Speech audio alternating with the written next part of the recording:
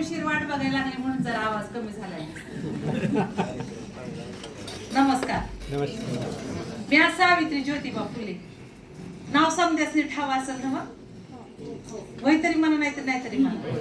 वय वय वय वय नाव समजायचं ठाव आहे. मी काय काय काम केली ती बी आपल्या सगळ्यांना ठाव आहे. माहित का नाही? वय वय वय पाण्याची विहीर लोकांसाठी खुली केली, पोरींसाठी पहिली शाळा सुरू केली. हे समज तुम्हाला ठाव आहे. पण मी काय सांगते नीट ध्यान देऊन ऐका. मी माझी समधी कहाणी तुम्हाला सांगणार आहे. मी सावित्री ज्योतिबा फुले. नायगाव माझं माहेर. खंडोजी नेवसे पाटलाची मी पोर. अहो पाटलाची पोर होती म्या. माझं समज पडकवतो बघा पुरं केलं जायचं. म्या काय बी हाट केला तरी माझा हाट पुरा केला जायचा बघा. महाबाप पाटील होता. अख्ख्या पंचक्रोशी मध्ये माझ्या बापाच्या नावाचा दबदबा होता. कुणाचा काय बी प्रश्न असला की माझ्या बापाकडे यावं. महाबाप समध्यांचा प्रश्न सोडवायचा बघा. अहो सांब्याने बायको नांदवली नाही तरी माझ्या बापाकडे यावं. महाबाप सांब्याला बोलवून घ्यायचा आणि म्हणायचा, अरे सांबिया, बायकोला नांदवत नाहीस म्हणजे काय?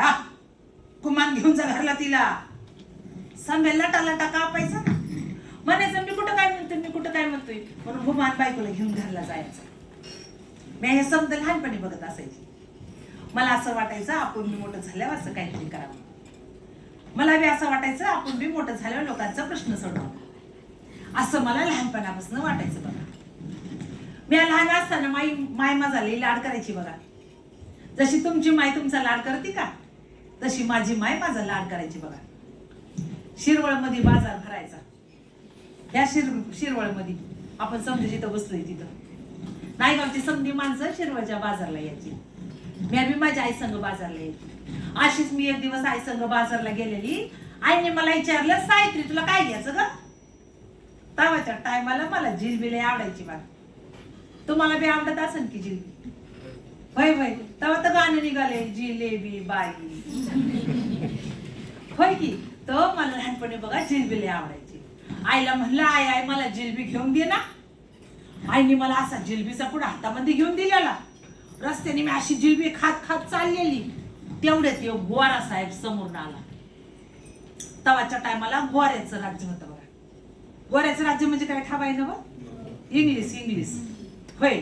तो गोऱ्याचं राज्य होतं. असा गोरा साहेब समोरून आला आणि मला म्हणतो कसा, हे बेबी रस्त्यानं जाताना खायच्या नाही. मला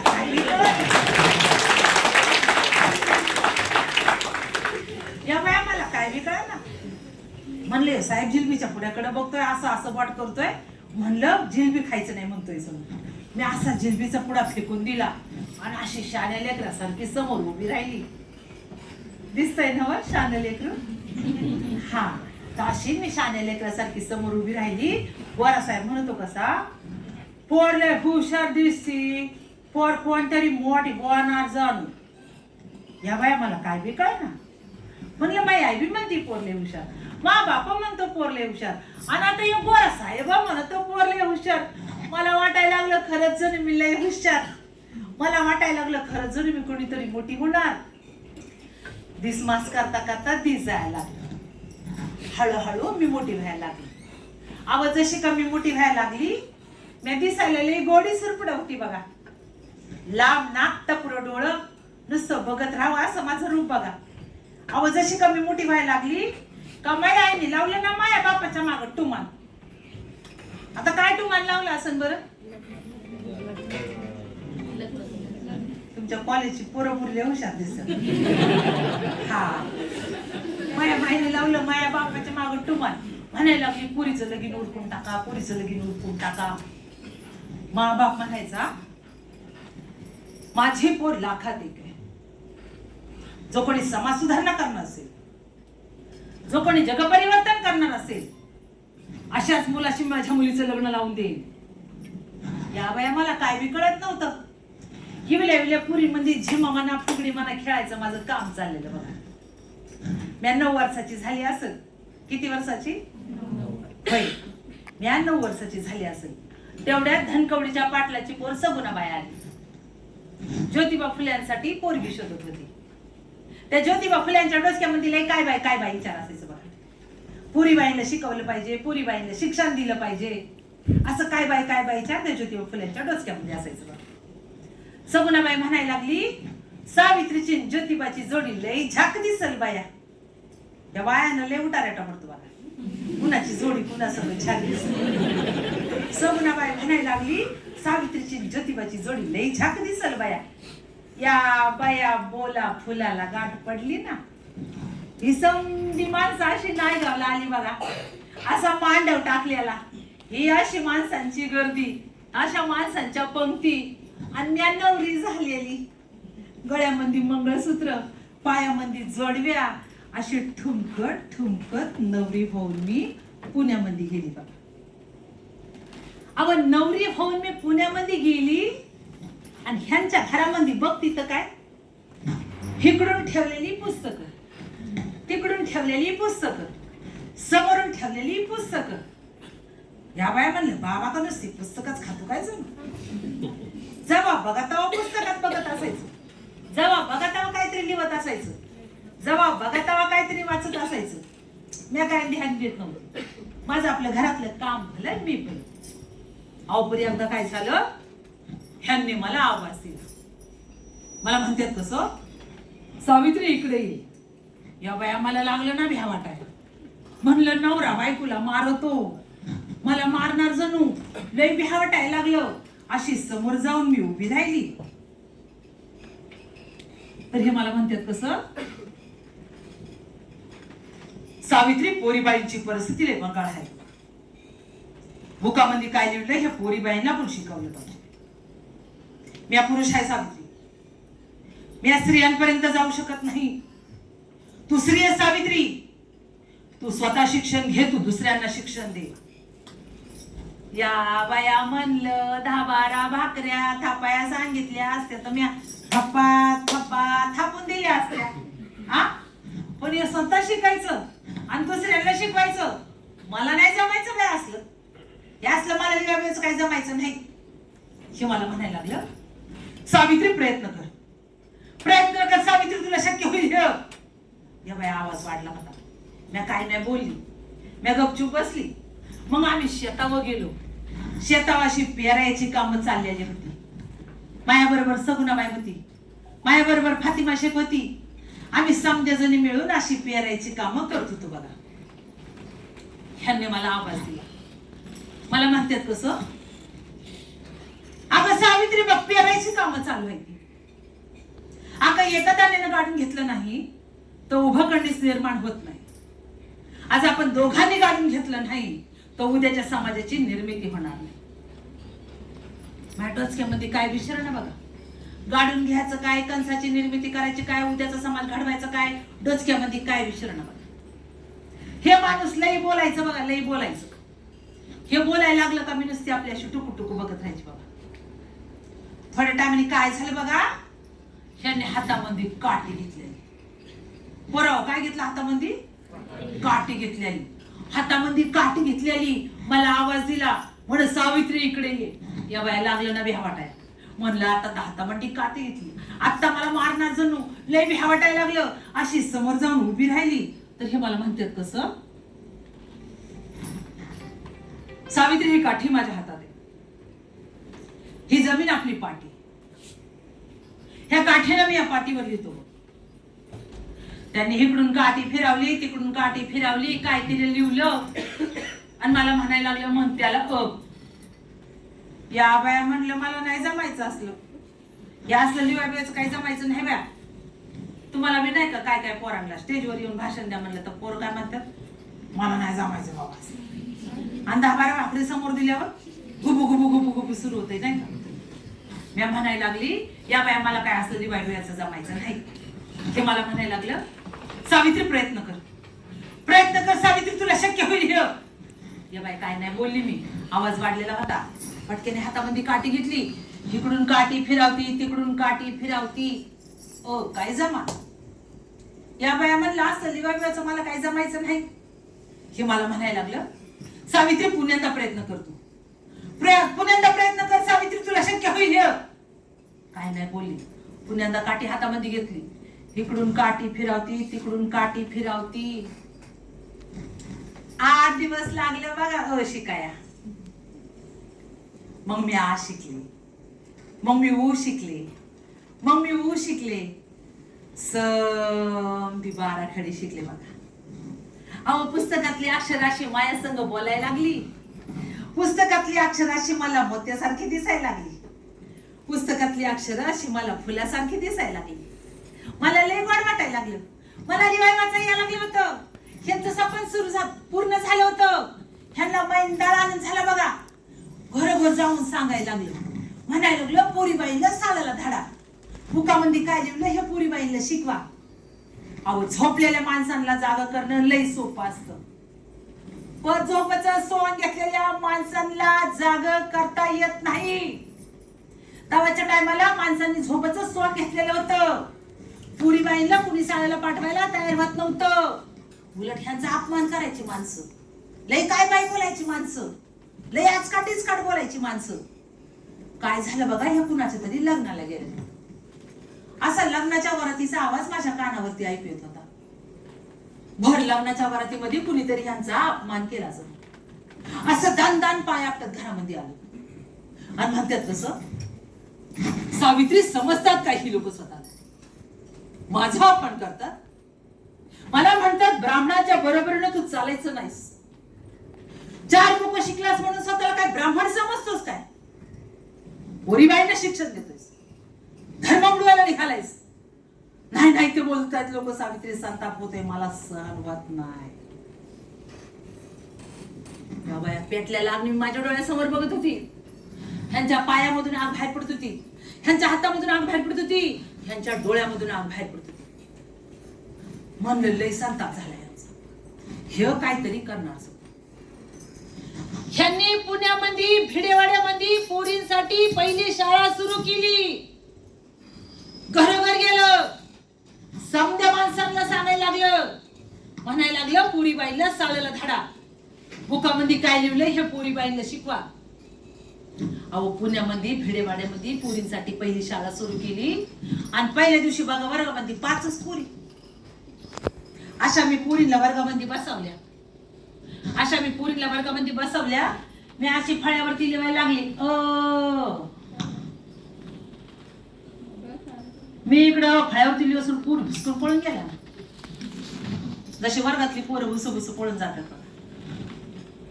जशा बचत गटातल्या बाया मीटिंगला बोलावल्या की भुसू पळून जातात बघा, तशा वर्गात बसलेल्या पोरी अशा भुसू पळून जायला लागल्या बघा.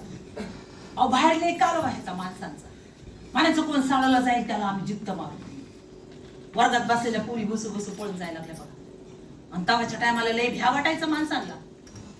एक क्रांतीचा साक्षीदार तुम्हाला सांगते पुरावा. पुस्तकात तुम्ही वाचला का नाही वाचला माहिती नाही. आणि या समध्या पोरी बाळी ज्या इथे दिसतात ना, त्यांच्या शिक्षणातला पहिला बळी माझी भावली. 3-4 वर्षाचं लेकरू होतं. माझ्या शाळेमध्ये यायचं, शिकायसाठी यायचं. समाजकंटकांनी काय केलं बघा, अशा काचांचा कूट केला, लाडू मध्ये मिसळला, लाडू भावलीला खाया दिला, लाडू भावलीच्या पोटामध्ये गेला. काचांनी तट्टा आकडी तुटली बघा, रक्ताची उलटी झाली, भावली धारात येते. लय भ्या वाटायचं माणसांना, म्हणजे कोण साळायला जाईल त्याला आम्ही जिद्द मारू. जसं भावलीचं झालं तसं तुमचं सगळ्या पुरींचं होईल. लय भियाची माणसं, साळायला कुणी तयार होईना. हे पुण्याला घरोघर गेलं, समध्या माणसांना सांगायला लागलं, म्हणायला लागलं अरे तुम्ही मरणाची भीती बाळगू नका. आजीच्या हाती पाळण्याची दोरी ती जगाचा उद्धार करी. पोरीबाईला समजू द्या बुकामध्ये काय लिहिलंय ते, आपोआप समजेल त्यांना कोणचं पाऊल उचलायचं ते. तेव्हा कुठे 4-2 पोरी गोळा व्हायला लागल्या बघा. मी अशा पोरींना वर्गामध्ये बसवायची, त्यांना लिवाय वाचाय शिकवायची, मी घरला जायची. आपण रस्त्याने माणसं मला लय त्रास यायची बघा. अशी का मी रस्त्याने पोरींना शिकवायला जायला लागले का? कुणी अंगावर शान टाकायचं, कुणी अंगावर दगड टाकायचं, कुणी अंगावर खरकट पाणी टाकायचं. अंगाचा नुसता वास सुटायचा बघा, वास. या बाया म्हणलं आपण पोरीबाईला शिकवायला जातो का? कुणाचं पाप करतो का? कुणाची चोरी करतो का? आणि हे कुणी अंगावर शेण टाकतं, कुणी अंगावर दगड टाकतं, कुणी अंगावर खरकट पाणी टाकत. मी नाही जायची बाय शाळेला शिकवायला. हे मला म्हणायला लागलं. सावित्री, ही परीक्षेची वेळ आहे. आता मागं हटायचं नाही. रस्त्याने जाताना लोक तुझ्या अंगावर शेण दगड चिकट टाकतात ना, तू एक साडी बरोबर घेऊन जात जा. रस्त्याने तुझ्या अंगावर शेण दगड चिकट टाकण्यासाठी एक साडी, आणि दुसरी साडी वर्गात गेल्यावर पोरीला शिकवण्यासाठी. मी अभय म्हणलं, तेव्हापासून मी एक साडी बरोबर न्याय लागली. रस्त्याने कुणी अंगावर शेण दगड चिकट टाकायला लागलं तर त्याच्यासाठी एक साडी, आणि दुसरी साडी वर्गात गेल्यावर पोरींना शिकवण्यासाठी. अशी आमची शाळा सुरू झाली. मी वर्गावर जायची, पोरींना शिकवायची, घरला यायची. कुणी अंगावर काय बाय टाकतंय ध्यान देत नव्हती, कुणी रस्त्याने आचकाट इचकाट बोलतंय ध्यान देत नव्हती. अशी वर्गावर जायची, पोरींना शिकवायची, घरला यायची. अहो पण एक दिवस काय झालं, देवधटिंगाला आला ना माया समोर उभा राहायला. मायाकडे लागला राका राका बघाया, आणि मला म्हणतो कसा, सावित्री, तू जर हे शिक्षणाचं खूळ बंद केलं नाहीस तर मी तुझी आबरू शाबूत ठेवणार नाही. या बाया भर रस्त्यात त्याच्याकडं पाहिलं, आणि पोराव काय केलं असं बरं, जे त्याला धडा धडा धडा ठेवून दिल्या. आणि म्हणलं, माई आबरू काय तू या बापाची इष्टक आहे का? टाळ्या वाजवती.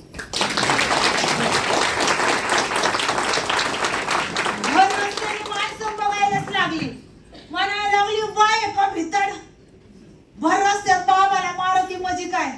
तेव्हापासून माणसं मला लय भिया लागली बघा. अशी का मी रस्त्याने पोरींना शिकवायला जायला लागले का, अशी मला खिडक्यांमधून डुकू डुकू बघायला लागली बघा. मग मी झाले ना वाघीण. अशी रस्त्याने जायची, पोरींना शिकवायची, घरला यायची. कुणाची टाप झाली नाही मला अडवायची, कुणाची हिंमत झाली नाही मला अडवायची. अशी मी रस्त्याने जायची, पोरींना शिकवायची, घरला यायची. कुणाची हिंमत व्हायना मला अडवायची. आव पण एक दिवस येऊ माणूस गेला ना माझ्या सासऱ्यात, कुठं पिन मारायची बराबर माहिती. हा गेला माझ्या सासऱ्याकडे, आणि माझ्या सासऱ्याला म्हणतो कसा, गोविंदराव, अहो गोविंदराव, तुमचा मुलगा आणि सून दोघांनी उच्छाद मांडला. हा उच्छाद धर्म बुडवायला निघाले हे दोघे जण. या दोघांनी जर हे शिक्षणाचं खूळ बंद केलं नाही तर आम्ही तुम्हाला वाळे टाकू, वाळे. असं लचकत होतं चार जागेवर. विचार स्थिर नसलं की माणूस असं लचकत बघा. मा सासरं तापलं, मा सासरं लय तापलं. सासऱ्यांचं कामच असतं तापायचं. बाहेर आलो, म्हणायला लागलो, ज्योतिबा अजिबात माझ्या घरात राहायचं नाही. चलिक चालता हो माझ्या घरातून. असली थेरं माझ्या घरात चालायचे नाहीत. शिक्षण बिक्षण ते सगळं घराच्या बाहेर. चलिक चालता हो. हे निघालं ना तारा तारा तारा तारा. या बाया म्हणलं, तुम्ही चाललं कुठं? मला म्हणलं पोरी बाईला शिकवायचं, मला म्हणलं पोरी बाईला शिक्षण द्यायचं, आणि आता यावर तुम्ही एकच कुठं निघाला? लय काना काना भांडायला लागले बघा. मी तुम्ही भांडता का नाही घरी काना? होय होय. हा भांडणांचा जन्मसिद्ध अधिकारच आहे. लय काना काना भांडायला लागले बघा. पण मी आज साडीसाठी भांडले नाही, मला कुठं फिरायला न्या म्हणून भांडली नाही, दागदागिन्यासाठी भांडली नाही. अहो पोरींच्या शिक्षणामध्ये माझा बी वाटा पाहिजे म्हणून मी भांडायला.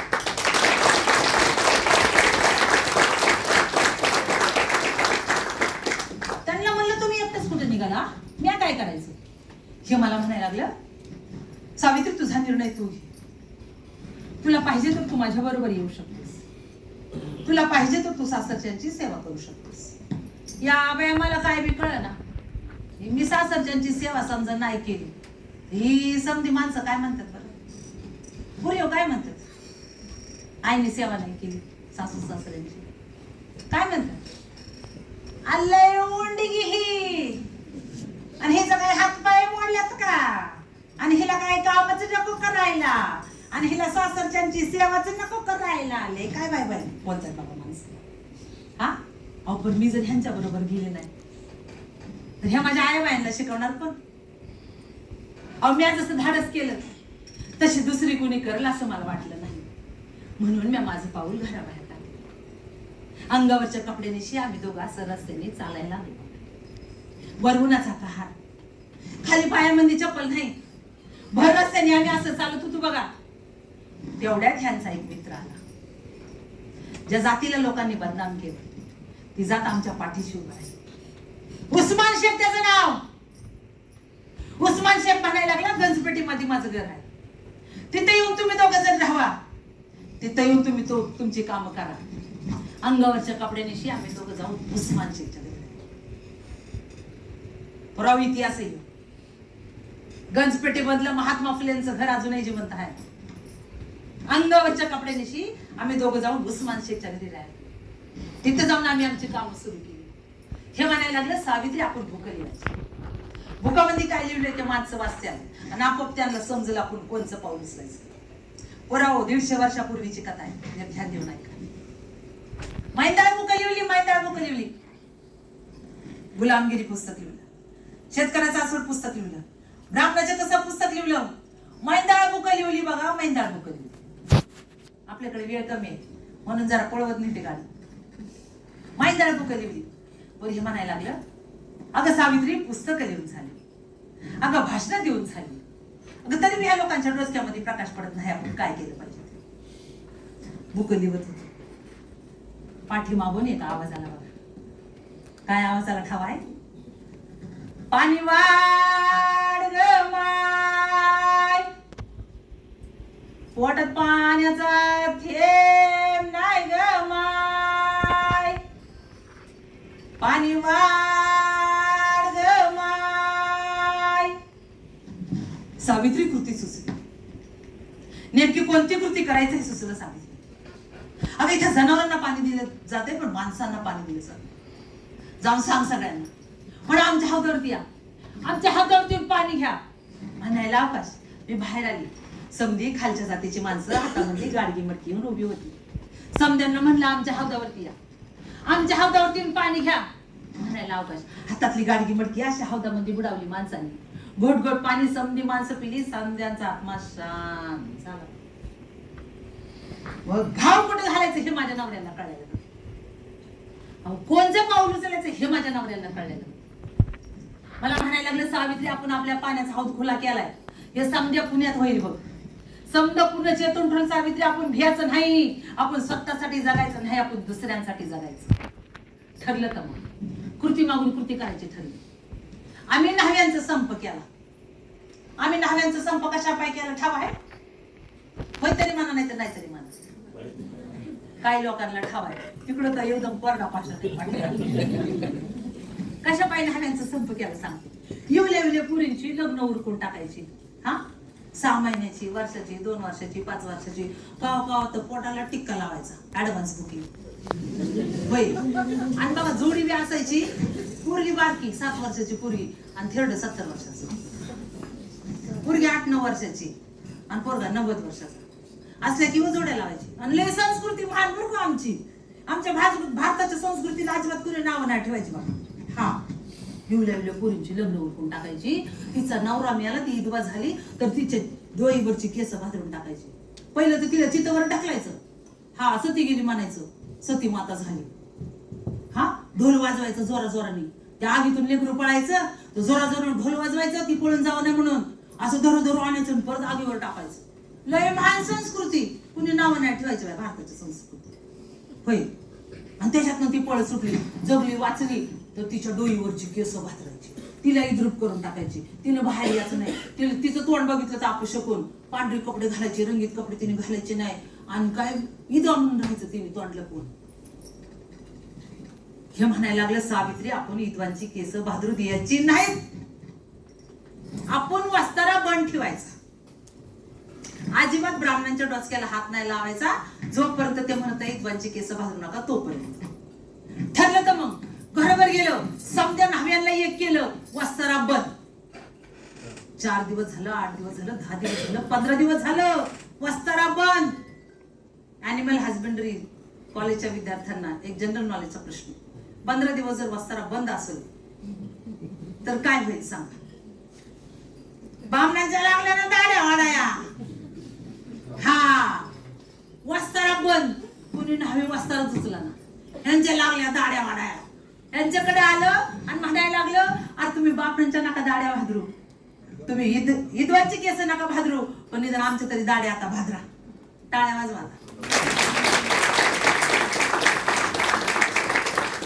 तेव्हापासून लोकांना आत्मविश्वास वाटला. एकत्र आल्यावर काहीतरी बदल घडू शकतो, समाज परिवर्तन घडू शकतो, याच्यावर लोकांचा विश्वास बसला. आम्ही केलेला ब्राह्मणांचा संप हा भारतातला पहिला संप होता. समत्या माणसांनी एकजुटीने येऊन विधवांची केस भादरू नका म्हणून न्हाव्यांचा केलेला संप.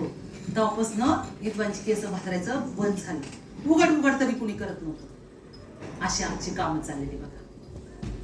अशीच एकदा बघा भाकरी थापायचं माझं काम चाललेलं. लय आठवणी पटापटा सांगते बघा. असं भाकरी थापायचं काम चाललेलं. पोरांना बी आता रील पुढे सरपायची सवय झाली म्हणून. हा 2-2 सेकंद चल पुढची रील. हा तसा आता एक प्रसंग लय पटापटा पुढे नेते बघा. अशी भाकरी थापत होते मी. भाकरी थापायचं काम चाललेलं. तेवढ्यात हे एका पोरीला घेऊन आलं. कपाळात तिच्या कुकू नव्हतं आणि पोट वाढलेलं. या बाया म्हणलं कपाळाला कुकू दिसत नाही, विधवा दिसती जणू, आणि पोट वाढलेलं. हे मला म्हणायला लागलं, सावित्रीचं नाव काशी, विधवा आहे.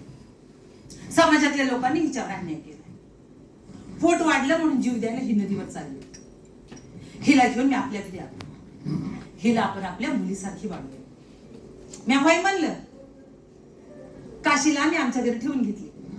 काशीला मुलगा झाला. त्याचं नाव आम्ही यशवंता ठेवलं. आम्ही यशवंताला दत्तक घेतला.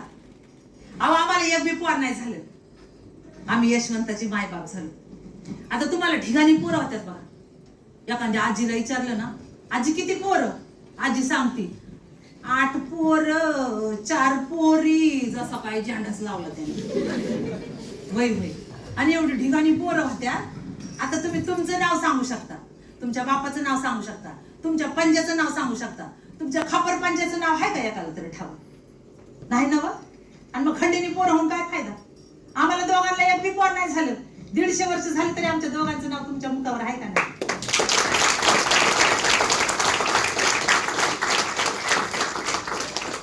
पोरावं काम असं करायचं की आपलं नाव सुवर्णाक्षरामध्ये इतिहासात नोंदलं गेलं पाहिजे. माणसाने माणसाला माणसासारखं जगवलं पाहिजे. एवढंच आम्ही लोकांना शिकवत होतो.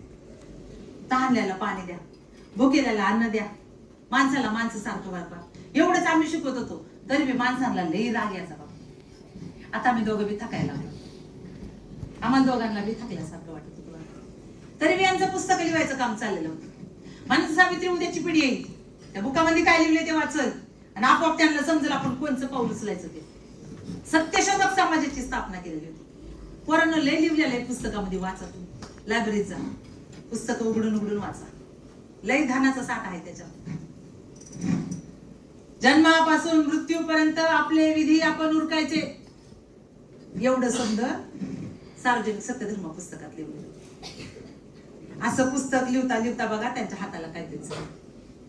मला म्हणायला लागलं, सावित्री सावित्री इकडे, माझ्या हाताला काहीतरी झालं बघ. मी जवळ गेली, त्यांच्या हाताला हात लावून पाहिलं. गारचीच हात पाडलेला.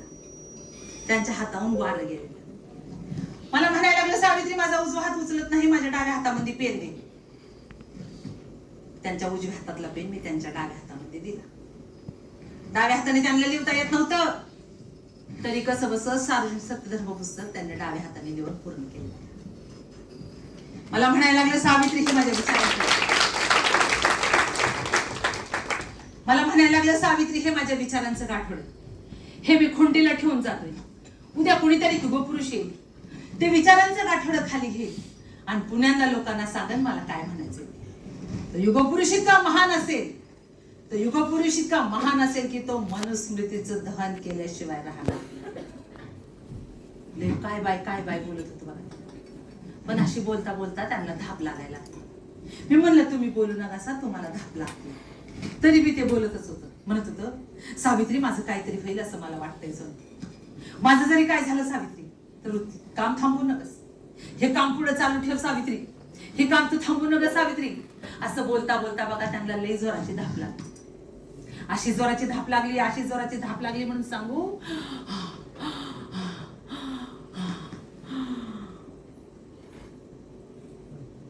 डोळं मिटून घेतलं त्यांनी. समद सापडेल. पण मी रडत बसली नाही, मी डोळ्यामधून टिपका काढला नाही.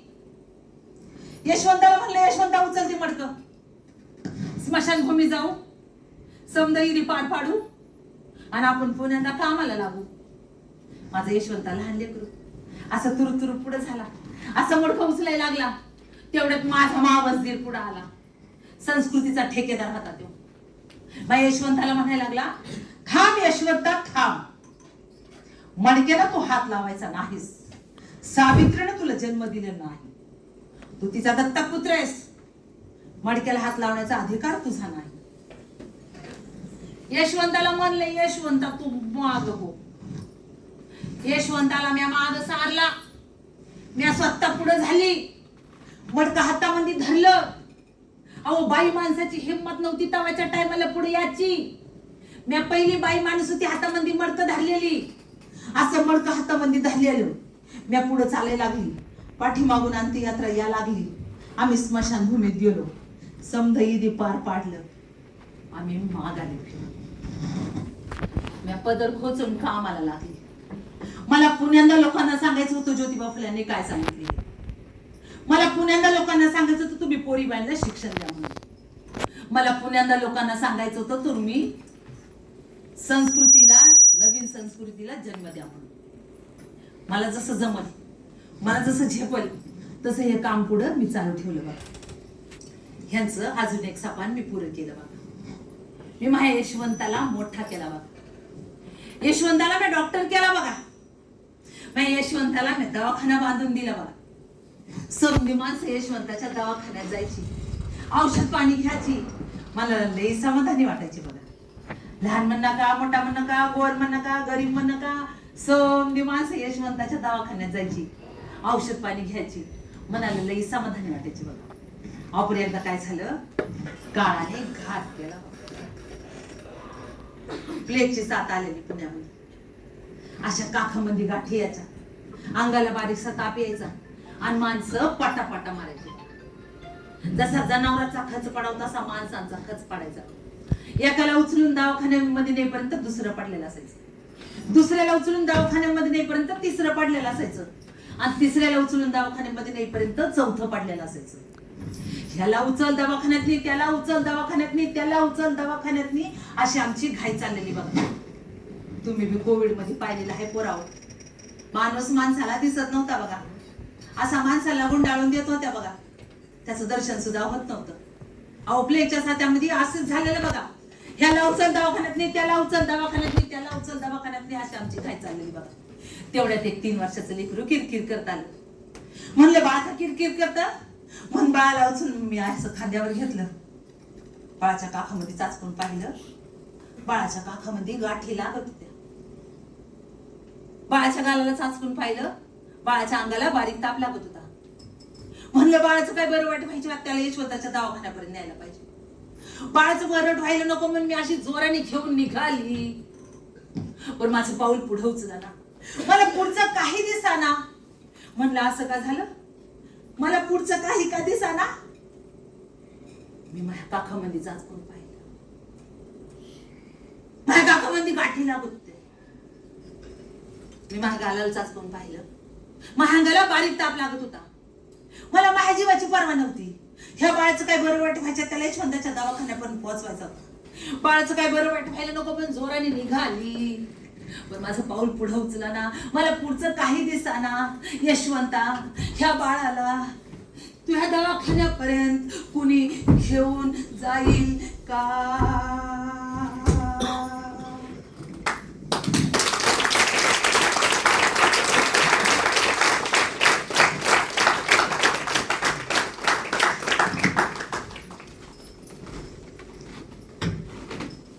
अशा रीतीने शेवटच्या क्षणापर्यंत दुसऱ्यांसाठी झटत असताना सावित्रीबाई फुलेंचा मृत्यू झाला. उद्या त्यांचा जन्मदिवस आपण सगळेजण साजरा करत आहोत. तिच्यामधली ताकद आपल्या सगळ्यांमध्ये येऊ अशी शुभेच्छा या ठिकाणी व्यक्त करून या ठिकाणी थांबते. धन्यवाद.